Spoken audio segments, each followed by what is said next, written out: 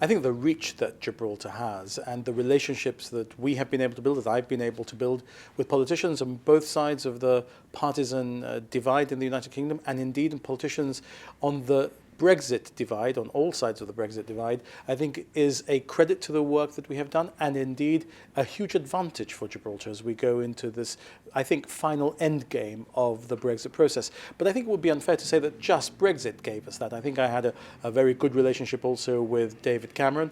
It is clear that we didn't have to argue to vote in the referendum. The minute that I asked to see Mr Cameron and asked him for that, he was immediately persuaded. He didn't need officials to go away and think about that.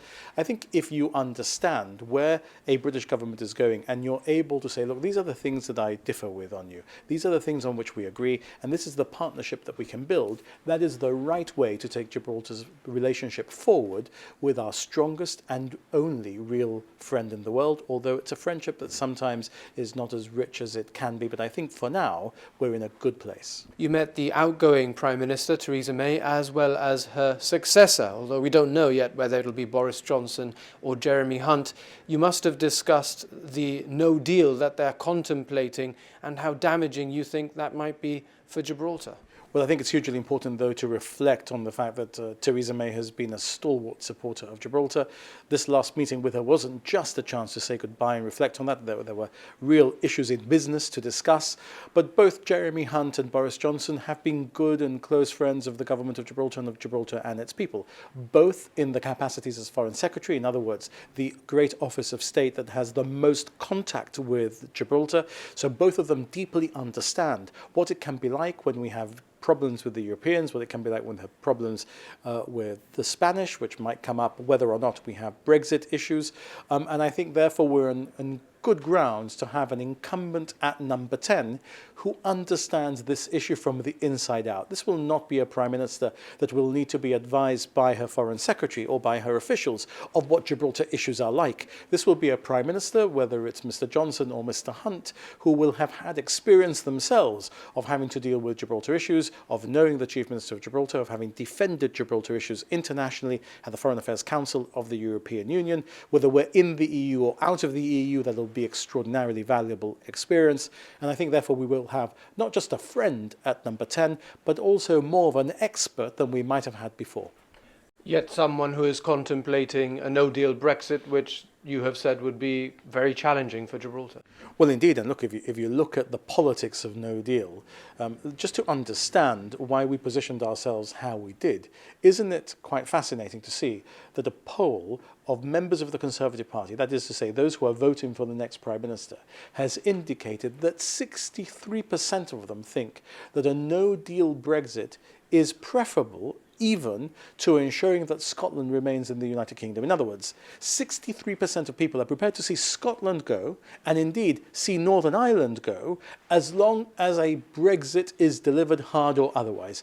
Imagine what the numbers would be like if the issue was, well, Gibraltar might be lost if you have a hard Brexit. We would be, a moment in the consideration of the people who are determining the direction of the United Kingdom by the choice of Prime Minister that they're going to make. And therefore, negotiating a safety net for Gibraltar, both in the context of the withdrawal agreement or indeed the preparations that we have done in respect of no deal, has been work that has been done in tandem, but extraordinarily important as we go into this, which I call the endgame of Brexit, although the 31st of October has more meaning in the context of one candidature than it does in respect of another. So putting to one side that safety net, did you draw comfort from your conversations with Mr Johnson and Mr Hunt on this point of a no-deal Brexit? So let's be very clear. By Wednesday afternoon of next week, either Mr Hunt or Mr Johnson will be the Prime Minister of the United Kingdom. Mrs May will deal with her final Prime Minister's question time. She will then go back to Downing Street, collect her car, collect her things, and go to the palace. She will advise the Queen that Mr Johnson or Mr Hunt should enjoy the confidence of the House of Commons and she should appoint him as Prime Minister. Mr Hunt or Mr Johnson will then go to the palace and then will return to Downing Street as the new Prime Minister. When they step through that black door next as Prime Minister, they've had the benefit, or we have had the benefit, that they have had the benefit of a briefing 96 working hours before they do that, of where Gibraltar is on the key topical issues of the day: Brexit, hard Brexit, withdrawal agreement, Grace 1, all of these issues directly from the Deputy Chief Minister and myself. I think that is extraordinarily valuable. I think it's very useful. We've also had the benefit of their thinking. I don't think it's fair for me to set out what their thinking is on those key issues, just that they have our thinking too. Did you draw comfort from it? I draw a lot of comfort from it because, of course, their thinking is informed by our thinking also and by the officials who have been working with Mr Hunt in the Foreign Office and indeed those who are advising Mr Johnson. Look, I can tell you something which I think we haven't said publicly, but it's a fact and I think it's important to be known, that I was at the meeting with Mr Johnson with Robert Jenrick. Robert Jenrick is from the Treasury today. He's a supporter of Mr Johnson. He was in Gibraltar on Monday. He too understands some of the issues that arise for Gibraltar in the context of the double taxation agreement, our relationship in financial services with the United Kingdom, a real friend of Gibraltar. And so therefore, Mr Johnson was well prepared for the meeting that I had with him, and I drew a lot of comfort from the things both that he said and that Mr Hunt said to me in reflection of the things that I put to them. In London, you also met with officials from Iran. Can you tell us who? So I met with the Deputy Ambassador of Iran in the United Kingdom. The ambassador was in Tehran and was not available. I asked that that meeting should be proposed by the Foreign Secretary in his conversations with the Foreign Minister of Iran, Javad Zarif, at the weekend. Therefore, they took up the offer of the invitation. I suggested that we should hold the meeting in the Foreign and Commonwealth Office because I thought it was important that we should do it in a place which was considered by the Iranian side to be relatively neutral, and the facilitation of the meeting enabled us to see ourselves face to face and for me to set out to the Iranian contingent that Gibraltar had no issue with Iran, that the arrest and detention of the Grace One, in fact, arrest is the civil word, detention in the context of sanctions of the Grace One was about the breach of European Union sanctions against Syria, that the people of Gibraltar hold absolutely no ill will whatsoever to the people and government of the Islamic Republic of Iran, and that in fact issues relating to international disputes as to which sanctions apply or don't apply are not a matter on which the Gibraltar authorities were looking when we were making these decisions. We were dealing, as a state under the rule of law does, with evidence put to us of breaches of existing applicable European Union rules, and we had to deal with that. You say matters of state, but the UK is constitutionally responsible for Gibraltar's foreign affairs, isn't it? So the constitutional position doesn't really engage for this reason. Remember that Section 47.3 of the Gibraltar Constitution says that European matters, which would otherwise be external relations matters, remain the responsibility of Gibraltar ministers, even though they might otherwise have become the responsibility of the Foreign Secretary under our Constitution. So in this context, what we're dealing with is a European Union regulation that is being infringed, and therefore our law makes that a matter, as it does in all the other member states, for our authorities. I mean, the European Commission says, rightly, sanctions matters are determined at an EU level, but enforced at a member state level. And in the context of 47.3, that means Gibraltar. And what we were dealing with was not the wider foreign policy issue between the United Kingdom and Gibraltar, where Gibraltar the United Kingdom and Iran, where Gibraltar's position is the position of the United Kingdom in foreign policy terms. This was about enforcement of EU rules, which under our constitution remains our issue. The relationship with Iran arises from their assertion internationally and through the Foreign Secretary to us, internationally I mean in press statements, etc., but through the Foreign Secretary to us, of their ownership of the asset aboard the vessel through their state-owned company. Both you and the Foreign Secretary, Jeremy Hunt, spoke of the Grace One potentially being released if there were assurances in place that it wasn't going to Syria and also following due process in the Gibraltar court.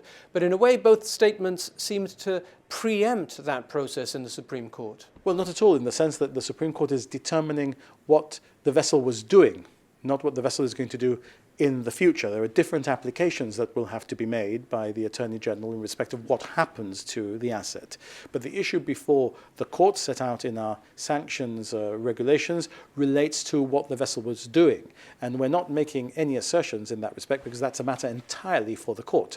What we're saying is, and essentially what you need to keep in mind is if a party comes and tells us or tells the court, they can do either really, it's a matter of determination whether the court learns of this through us or whether it learns of it directly through the party that knows that it can come to court and is able to appear in the court, but they may choose not to do so for reasons of international politics unrelated to Gibraltar-related issues. Then the question is, if a party comes in and says, look, I assert ownership of this, I am not going to allow this to be used in a way that is in breach of European sanctions, what happened in relation to the earlier activity is dealt with by the courts, or indeed is dealt with adequately in a way that is satisfactory to me and to the Attorney General and to the administration, so we can put that before the courts, then that leads to a facilitation of the release of the asset. And that's what we're dealing with here. We are continuing, of course, the police is continuing with its investigations, but a third party can come and say, well, look, that is mine. The sanctions regime actually works in that way throughout the European Union, and it's not going to be used any longer, or was not going to be used, or will not in future be used for the purpose for which you assert it was going to be used, either by them or by another party. Now, when you're dealing with states, you also have state immunity issues, which are complex public international law issues. All of these things are in the mix. But we have to be very clear that from the very beginning, if you look at the things that I have been saying and the reason that moved us to action, we were looking at the breach of the regime of sanctions against Syria. We were not looking at the issue of Iran and the provenance of the cargo. Those issues are entirely out with what the government of Gibraltar has jurisdiction to deal with. We're very satisfied that we acted properly. We're convinced that there will be findings that, in fact, there was a sanctions-busting operation going on, but that doesn't mean that we cannot, in relation to our relationship with a party that now asserts ownership, have a view as to what they're going to do in the future, and if that does not infringe sanctions, then we have no jurisdiction to do anything other than support their seeking to have their asset released. If you're right that there was an element of those sanctions being breached, will the vessel be able to be released?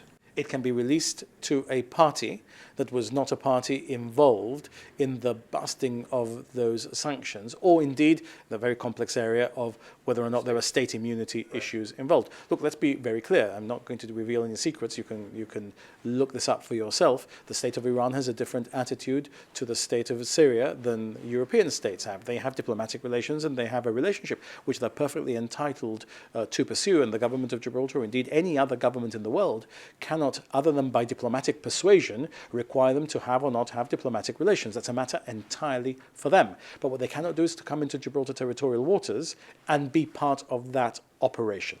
And finally, today, the Supreme Court has granted a 30-day extension to the detention of that supertanker, Grace 1.